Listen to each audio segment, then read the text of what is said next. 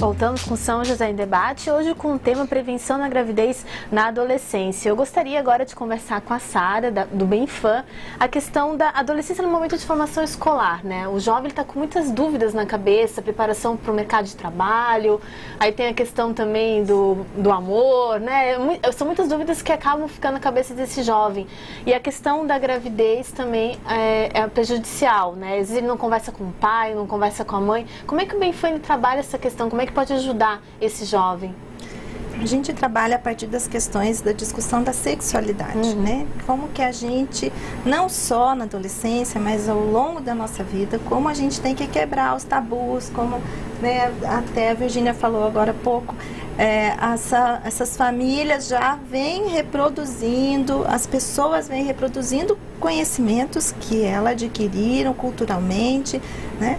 E com o passar do tempo, isso vai se cristalizando. Então, a gente tem que discutir, né, sobre sexualidade como parte da saúde, né? Como a gente precisa cuidar de qualquer parte da nossa saúde, dos dentes, tem que cuidar, né, da saúde como um todo, e a sexualidade ela é inerente à totalidade da saúde. Então, a gente precisa trabalhar essas questões para que eles percebam que quando eles vão adolescência, eles vão se deparar com as questões mais, vamos dizer assim, próprias do sexo em si, além da sexualidade, que, né, faz parte de todo o contexto, mas de que forma lidar com isso de uma maneira saudável. Sara, tu me permites, a Virgínia mencionou uma coisa que é um fator positivo, mas é um preocupante.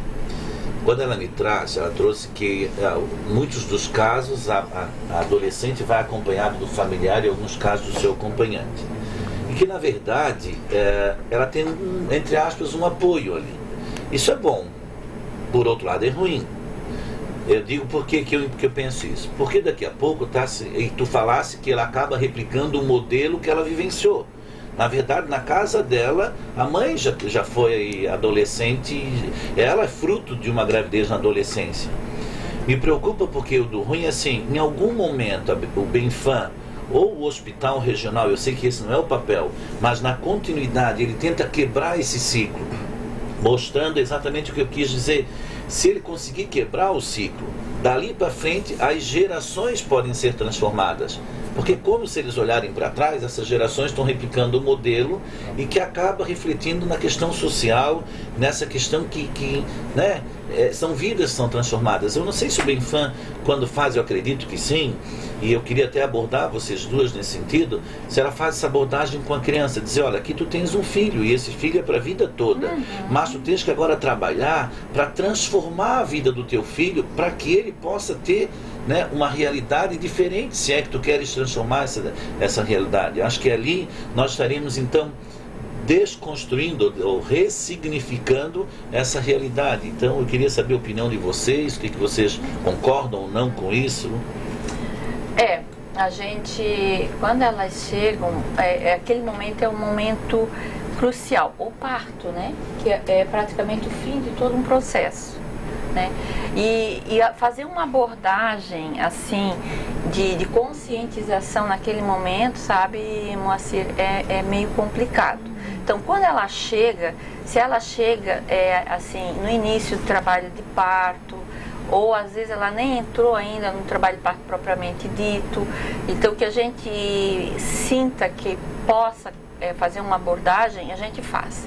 Não, a gente olha, eu normalmente faço o histórico de enfermagem, né, na admissão da paciente, então, da parturiente, e está lá a idade dela. E quando a gente vê lá no quadradinho a idade, né, menor de 18 anos, então a gente já se entristece mesmo, né? Porque a gente sabe o desdobramento que isso vai dar. Então, assim, é mais Bolsa Família, é mais escola, são mais creches, mas a sociedade em si, elas mesmas vão exigir que se abram mais vagas nas creches, né? Mais programas assistenciais, né? E abandono também.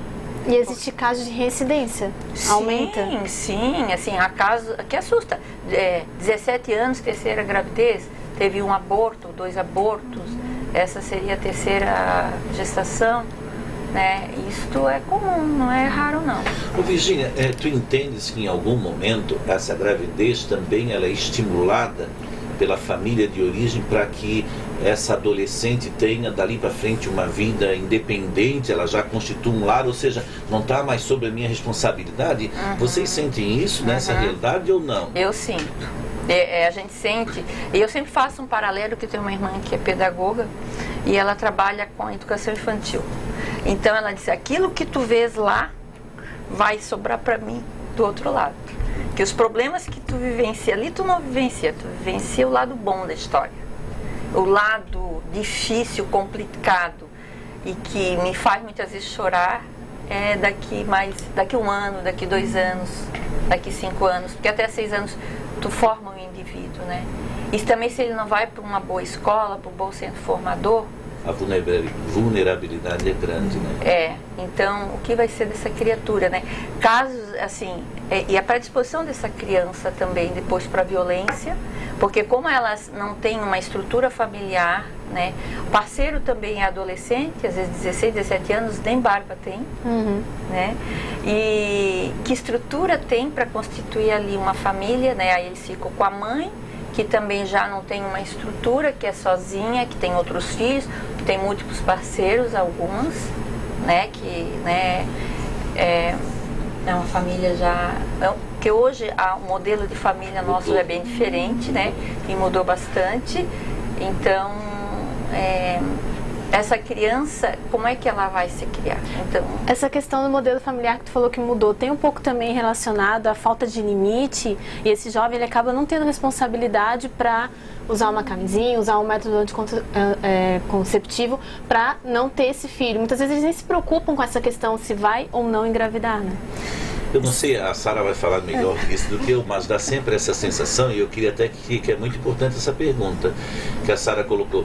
Eu penso que o modelo econômico acabou sendo não grande responsável, mas um dos grandes responsáveis, porque no modelo que nós tínhamos antigo, ou tradicional, as mulheres, as mães estavam em casa e as famílias eram, na sua maioria, de uma estrutura padrão. O pai, a mãe e os filhos, a mãe a zeladora e o pai o provedor. A zeladora observava, então ela via aquilo estar saindo do controle e aí chamava o provedor, mas também o da autoridade, ela tinha isso. A mãe saindo para o mercado de trabalho, como nós presenciamos nas estatísticas, muitos lares têm a mulher como a chefe da família. Sim. Ela é a provedora. Então tem mulheres que a gente conversa que sofrem porque elas saem e sabem que estão deixando filhos menores em casa, que não têm condições de autogerir. Mas a condição econômica, ela tem que fazer uma opção. Ou eu vou à busca do sustento e que a gente tenha essa estabilidade na base das nossas necessidades, ou nós vamos estar muito mais expostos. Então, nesse sentido, eu acredito que vem isso. O modelo econômico também é o grande fator de modificação. Mas o Benfam trabalha de que maneira? Então, que eu estava pensando a gente trabalha, quando você colocou, né, alguns pontos, fazendo essa reflexão. Bom, agora você vai, né, com as meninas que, vamos dizer assim, estão na adolescência e podem engravidar. Os exemplos, né? Você vai deixar de... A primeira coisa é que elas deixam a escola, né? Por uma série de questões. Então, elas já ficam depois fora da idade adequada escolar, depois que a criança nasce. Muitas não voltam, né? A gente vai mostrando tudo isso para elas. Qual é o teu projeto de vida, né? Você tem que ter um projeto de vida a curto, médio e longo prazo. A gente discute isso com eles, com elas e eles. A gente discute a questão... de que se eles não estudarem e não se capacitarem profissionalmente, que futuro vai ter para poder dar também educação para os seus filhos, planejados ou não planejados. Então, essas discussões a gente faz com eles. A gente usa muitos filmes e vídeos de entrevista com adolescentes que foram, né, mães e pais na adolescência. Isso faz eles analisarem, mas assim, acho que a questão hoje, alguns estudos mostram que a gente tem que atuar nessa construção desconstrução sociocultural. Na construção de um projeto, jogar eles para uma eles perspectiva têm de que futuro. ter oportunidade de capacitação profissional, eles têm que ter oportunidade, investimento nas questões culturais. Os nossos adolescentes, lá do nosso centro de jovens, a maioria deles não tem nenhuma atividade cultural, não tem oferta no município, na região, então eles não têm estímulo para as atividades culturais. Com isso eles ficam limitados ao conhecimento da escola, que muitas vezes ele está numa fase mais da formação, vamos dizer assim, ali tradicional, que a escola não tem como dar resposta para todas as necessidades e demandas da sociedade. Hoje, a maioria dos pais acha que o filho estando na escola ou na creche, ele vai estar bem educado, né? E a gente precisa resgatar isso. Tem que ter um conjunto de preocupação da família, dos responsáveis, da escola, das políticas públicas de saúde, para que a gente tenha esse adolescente, que também alguns estudos mostram que a adolescência está ficando cada vez um período maior. Os filhos ficam em casa hoje até terminarem de estudar, até terem o primeiro emprego, e essa adolescência foi esticada, né? E isso faz com que eles se tornem menos até protagonistas da sua própria história, da sua vida, né? E deixem isso para depois. E a gente tem que resgatar, né? Acho que as questões que você traz, a gente mudou todo aquele contexto, que a educação, até antigamente, eu falo assim, antigamente uma família que tinha um poder aquisitivo muito alto, ela mandava um filho para uma escola interna, ou no país ou fora do país. Isso era visto como uma educação de primeira. Você tirou da convivência, então assim, também não é por aí, né? Aí a gente brinca, mas os adolescentes, os jovens não tinham toda essa liberdade, mas o que existia de criança de 7 meses, nossa, o que tinha de criança que nascia de 7 meses, eram as gestações da adolescência que não eram assumidas. Né? Acho que essa questão ela vem acompanhando o transcorrer, né, da nossa história, mas vai tendo outras, vamos dizer assim, outras formas de se apresentar, e a gente sempre tenta esconder, sempre tenta dizer que não era bem assim, mas a gente precisa cada vez mais preparar, né, os adolescentes e todos que convivem com os adolescentes, com os pais adolescentes, para essa situação da responsabilidade pela sua própria vida, pelo seu próprio destino profissional, pelo seu próprio destino de construção. O que eu quero ser nessa sociedade, né? Mas precisa ter investimento de políticas públicas junto, porque sozinho, como é que uma criança, um adolescente de baixa renda vai ter acesso a essas questões que são tão importantes na formação do caráter, na formação até da autoestima da pessoa? Certo, bom, nós vamos novamente para o intervalo, voltamos com o último bloco do programa e logo retornaremos.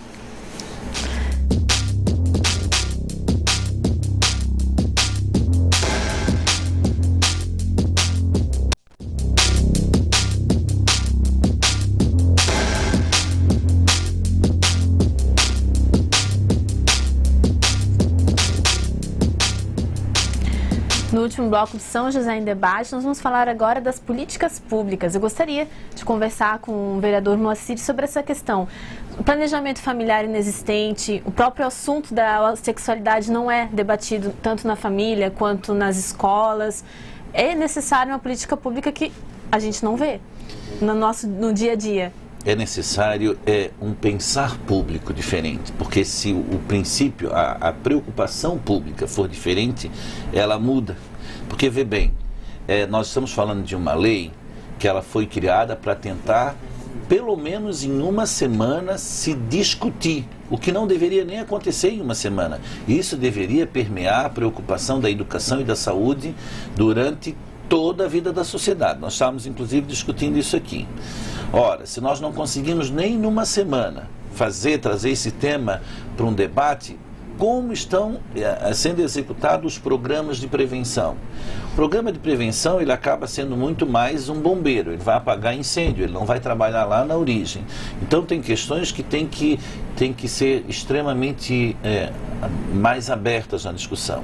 No ano passado, quando nós fizemos a semana, nós fizemos uma reunião pública aqui e trouxemos e convidamos o pessoal da educação e da saúde exatamente pedindo, já que esse ano, que era o ano passado, é o primeiro ano, que no ano que vem as secretarias possam então estar se organizando e fazer essa discussão, que não resolveria, mas é o primeiro passo. Nós temos que começar a dar passos mais largos nesse sentido. A Virgínia estava falando, o hospital ele vai pegar o que é o resultado de uma política bem feita ou mal feita. Ele vai sentir lá, se a política começar a ser bem feita, que lá vai baixar alguma coisa, a qualidade lá vai melhorar e quem chega lá chega com outro foco. Então tem que ser repensado, sim, e essa análise, e nós estamos falando de uma cidade que é fácil de ser vista, nós estamos discutindo aqui, as cidades cresceram porque nós tivemos a urbanização do litoral.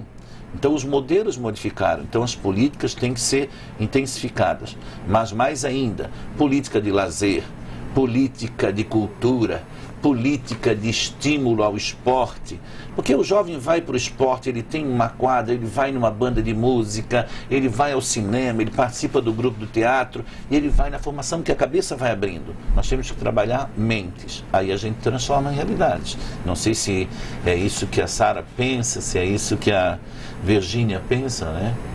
A gente tem alguns adolescentes nossos que conseguem uma bolsa de estudo num colégio que tradicional, que, né, oferece para a comunidade de baixa renda, e esses adolescentes têm um diferencial, né? Então a gente vê na prática que se eles tiverem acesso a todas as questões que envolvem a educação, que envolvem um horizonte com oportunidades realmente que o ser humano precisa para se fortalecer e chegar na vida adulta com, vamos dizer assim, uma postura, né, de coerência com o que a gente espera hoje, né, do nosso convívio social. Ele chega com uma capacitação profissional, ele chega com uma perspectiva, inclusive vocês não vão acreditar, mas tem adolescentes nossos que eles dizem assim, não, eu nem vou tentar vestibular na UFSC, porque eu não tenho chance de passar. Então eles não têm nem o sonho, né? É tirado até o sonho, porque eles sabem que vão ter muito mais dificuldade, né, de conseguir uma vaga. Então isso é algo que a gente tem que trabalhar, né, de dar essa, vamos dizer assim, é uma atuação em conjunto, não é sozinho, não. A gente tem atividades tímidas, são feitas muitas atividades, mas ainda elas são tímidas e elas ainda não chegam ao conjunto, né, da população, principalmente os adolescentes de baixa renda. Então é muito importante que a gente tenha essa atuação coordenada, articulada e fortalecida nas áreas da educação, da assistência social, da saúde, né, da cultura, porque não tem outra forma. Virgínia, você estava colocando a questão, nós conversamos antes de iniciar a gravação, da faixa etária das adolescentes. É um pouco diferente aqui no Brasil, você estava colocando? Perante a legislação brasileira, o adolescente, a criança até 12 anos incompletos, e o adolescente vai de 12 a 18 anos. A OMS diz que a adolescência vai de 10 a 19 anos, né? Então, eu acho que seria importante estar falando aqui também alguns números, né? Sim, essa questão que a gente ia colocar. Porque no Brasil, alguns estudiosos já mostram que na última década diminuiu a gravidez na adolescência, né, até 2009. E dali para cá até 2009 houve uma ascensão, dali para cá então está tendo um declínio. Mas eu fazendo lá uma estatística, uma estimativa, porque eu fui pega assim muito em cima do laço, a nossa estatística não foge à realidade brasileira, que é uma média de 20% dos partos normais serem em adolescentes, né? Outra coisa importante, eu acho, a se falar é que das mulheres que engravidam, das adolescentes que engravidam, 20% ocorre nos primeiros meses de relações sexuais e 40% a 50% no primeiro ano de atividade sexual, né? A maioria da gravidez na adolescência não é planejada, logo iniciam o pré-natal mais tarde, né? E predispondo atrás do diagnóstico de complicações da gravidez, que é bastante comum nas adolescentes, principalmente abaixo de 14 anos. Seria pelo fato de por vergonha, por esconder da família e não procurar um médico, não procurar uma ajuda? Essa adolescente? Pode ser. Isso poderia ser uma explicação, né? Mas eu acho que o que eu vejo na prática é o acesso mesmo ao serviço. O acesso? É o acesso. Eu acho que hoje essa coisa de querer esconder era muito mais do passado. Hoje não. Hoje tem uma liberdade bem maior de expressão. Um atendimento especializado. Então, Virginia, tu entendes que a rede básica não está ainda preparada e não tem disponibilizado esse serviço como deveria ser. Isso tem sido um obstáculo. Com certeza, e isso a gente vê lá no nosso serviço, né? Dela dizer assim, bom, você fez, a gravidez e a adolescência já é uma gravidez de risco. Aí você fez lá 4 consultas, 3 consultas ou nenhuma consulta. Por que você não fez? Por que você só fez 3? Por que você só fez 4 ou não fez no mínimo 6, que é o preconizado pelo Ministério da Saúde? Eu fui no posto por diversas vezes. Primeiro, eu não tinha dinheiro para ir ao posto. Eu moro longe. Aí eu preciso de dinheiro e eu não tenho. Segundo, eu fui no posto, não tinha médico, só tinha enfermeiro. Outro não tinha nem enfermeiro para fazer a consulta, né, dependendo do bairro. E o médico sai todo mês ou a cada 2 meses muda o médico, aí até que o outro venha. Então, existe uma dificuldade muito grande no acesso ao serviço, sabe? E eu não culpo em nenhum momento as adolescentes. Eu concordo com a Sara, todo esse trabalho que tem que ter de fazer com que as pessoas desenvolvam a consciência e a responsabilidade desde a mais tenra idade. Isso a gente vai desde a mais tenra idade, né? Ensina o caminho que o teu filho deve andar, que ainda velho, ele não vai se esquecer dele. Já disse um grande sábio, conhecido nosso, Jesus Cristo. Então, é isso aí. Se tu orientares, mas aí tem que ser uma coisa efetiva, né? Eu acho que a gente fica muito na discussão, sabe, Moacir? E vai pouco na prática. E pouca execução. E a forma da prática também, Moacir. Porque eu acho que nós temos que partir da realidade do que eles já conhecem. Porque a gente não pode pensar que o adolescente, ele é um zero. Porque ele não é. Ele já traz uma bagagem de informação, né? Que ele às vezes maior do que muitos pais. Muitos pais. Então, eu não posso ignorar esse saber dele. Então, eu tenho que considerar. E a partir daí, construir um novo. Né? E desconstruir velhos conceitos. Perfeito. Mas a Virginia estava pensando aqui, na classificação criança vai até 12 anos incompletos, então tu já presenciaste gravidez na infância e não na adolescência. Na infância. Porque... já teve o caso, não foi comigo, não foi no meu plantão, mas eu sei que teve internada na maternidade uma menina de 11 anos. E os riscos de uma gravidez na cidade, Virginia? Os riscos de uma gravidez na cidade? Não, são vários, assim, ó. Por exemplo, a hipertensão, trabalho de parto prematuro, a gente diz que é a amniorrex, que é rompimento das bolsas da água prematuramente, né? A própria criança nasce com baixo peso. E aí e fora depois que nasce todo o processo de adaptação dessa mãe. E essa mãe também ela tem uma predisposição a desenvolver depressões severas, porque a perspectiva de vida dela, ela teve que interromper, ela de repente tinha um plano para a vida, estudar, se formar, né? Não é o que a gente vê muito lá não, sabe? Me parece que assim, é cultural. Quando chegar naquela idade, eu tenho que ser mãe. Aí eu queria ser mãe, eu queria ter um bebê. Parece que ela quer continuar a brincar de boneca, sabe? E estudar, eu tenho que estudar. Eu estava estudando, eu interrompi por causa da gravidez, mas será que ela vai voltar a estudar? Porque agora ela tem um bebê para cuidar, né? Então Sara, é um problema social, né? Que a Virginia está nos relatando aqui.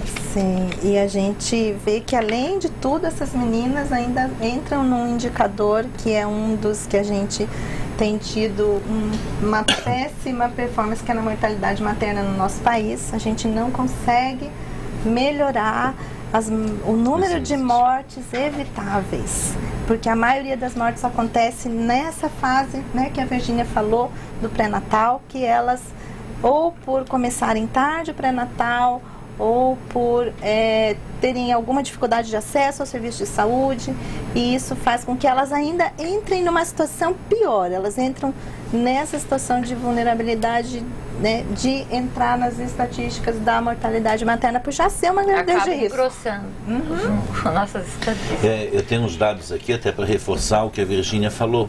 Em São José, agora, tu dizes aqueles que foram atendidos no hospital, mas aqueles que estão cadastrados nas unidades de saúde, que fazem o pré-natal até o mês de maio, até agora no início do mês de maio, e a Secretaria nos forneceu isso, eles totalizam 19,46%, que dá exatamente os 20% que tu falasse da estatística de gravidez na adolescência. O IBGE lançou agora recentemente 17,7% é o número da taxa de o que deu, agora olha só, a Sara colocou, olha um dado interessante, 17,7%. É 17,7% o dado de 2011 de São José. São 307 casos em 1.731 de São José também nesse caso. Mas eu fico pensando, essa é uma estatística daqueles que passaram pela rede. Se 20% passaram pela rede, quantos chegaram lá que não passaram pela rede? Então, efetivamente, essa estatística, ela é maior. Ela é a registrada, essa, que passou pela rede. Porque a rede básica está aqui, mas do hospital, que estaria então só no final e não aqui na questão do pré-natal, ele já estaria inserido num contexto maior. Isso é São José, porque o hospital não atende só São José, ele atende outros municípios. Elas vão para outras maternidades. Tem a questão também, os clínicos particulares também, que a gente não tem esse número, né? Que também acontece. Sim, acontece, mas aí acaba sendo um pouco menor pelo contexto do que a Virgínia falou da questão social. Mas também, essa realidade também faz parte, né? Vereador, já estamos no segundo ano desta lei, da semana institucional, e na prática, o senhor, como autor da lei, o senhor está vendo essa aplicação por parte do governo? Não, nós não estamos percebendo, nem tão pouco nas discussões, porque o objetivo é começar, e nós discutimos isso no lançamento da lei, é iniciar a discussão, porque nós entendemos que o processo tem que iniciar. Não vamos dizer que nada está sendo feito, que nós então estaríamos sendo levianos na discussão, não é isso. Nós sabemos que existem políticas públicas estabelecidas, inclusive com incentivos do governo federal, do Ministério da Saúde, as próprias instituições hospitalares têm políticas nessa linha, o que não é o papel deles, porque isso tem que ser na rede básica, que é o papel dos municípios, mas o que a gente tem constatado é de que há de se avançar e com uma velocidade maior, mas numa amplitude também maior, né? Aí poderíamos dizer assim, mas então a lei ela é válida? Vale uma lei se na prática ela vale? Nem que for para que em algum momento alguém venha reivindicar à luz da lei um direito que ela tem, ou que ela venha querer que aquele ali seja fomentado. Então, não é porque existe a lei, ela não é cumprida, que ela deixa de ter significado.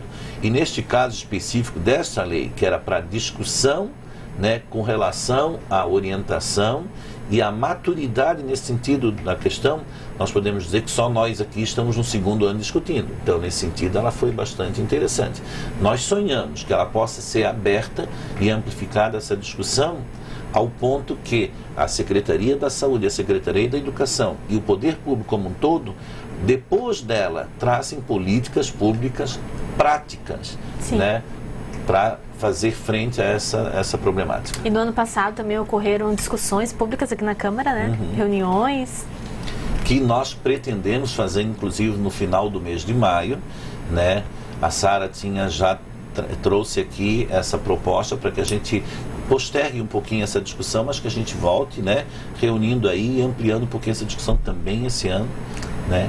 Porque esse é o objetivo. Até porque você já colocou também aqui no debate que é uma semana de prevenção, mas é para ser uma prática permanente. Exatamente. Só que nessa semana, claro, é chamada atenção para esse assunto. Chamar atenção para conscientizar, talvez ela seja tão importante ou mais importante para conscientizar o agente público do que propriamente quem é o agente envolvido no objetivo dessa lei. Porque é através da discussão e da reflexão que acabam achando o caminho para a melhoria dessa questão. Sem dúvida, sem dúvida. Bom, eu vou agradecer a presença de todos no debate de hoje. Eu gostaria, Sara, que tu deixasse o contato do BemFam para quem quer conhecer o trabalho do BemFam e também participar. Então, o nosso telefone é 3034-3004. Nós estamos ali no bairro Floresta, na rua Oswaldo Correia de Andrade, número 101. E o nosso e-mail é bemfam.sc@bemfam.org.br. E nós estamos lá, então, à disposição e esperamos continuar nessa articulação para promover e fortalecer as ações para a prevenção de todos os problemas que podem, né, comprometer o desenvolvimento da adolescência no nosso município. Certo, eu agradeço mais uma vez a tua presença, Sara. Obrigada também, eu que agradeço. Agradeço também a Virgínia Silveira, que é enfermeira do Centro Obstétrico do Hospital Regional. Obrigada pela tua contribuição também neste debate. Eu gostaria de agradecer ao vereador Moacir pelo convite e poder vir aqui colocar um pouco da minha vivência, né, dentro do Hospital Regional e também ao longo da minha vida profissional. Né? Sempre é bom somar, né? E somar alguma coisa para o bem-estar de todos e o crescimento, né, das pessoas. Eu gostaria assim, de terminar e falar um pouco de educação, que eu gosto muito de educação. E eu trabalhei 12 anos na educação de nível superior, né? E dizendo que a educação é a ciência do conhecimento que permite ao indivíduo alcançar um bem-estar geral quando é incentivado a desenvolver o autocuidado em saúde. Falando em saúde, teria que terminar dessa forma. Mais uma vez, obrigada, vereador Moacir. Agradecer a presença aqui, agradecer a TV Câmara que promove essa discussão, né, ao Hospital Regional, né, na pessoa da Virgínia. E dizer, Virgínia, é muito importante discutir a prática e a realidade lá, porque às vezes a gente está um pouquinho desconexo daquilo que acontece todos os dias lá. Meus parabéns pelo trabalho e pela abordagem, a Sara também, e torcer que a gente amplie essa discussão, porque os agentes que persistem têm que continuar para a gente poder fazer a lei valer, né? E agradecer isso aí à população que nos assiste, que tenha essa consciência do que é necessário discutir, abrir esse assunto, porque eu sempre digo, não é para resolver problemas focados, mas sim para transformar gerações daqui para frente. Obrigado. Certo, muito obrigada. Bom, só para relembrar, a lei, então, ela foi instituída em 2010 e é a Semana de Prevenção e Orientação da Gravidez na Adolescência, que sempre vai acontecer do dia 7 a 13 de maio. Bom, esse assunto ele é muito importante, né? A informação, a conscientização sobre essa questão e também o diálogo. O São José em Debate fica por aqui. Na próxima semana, um novo assunto de interesse da cidade. Até lá!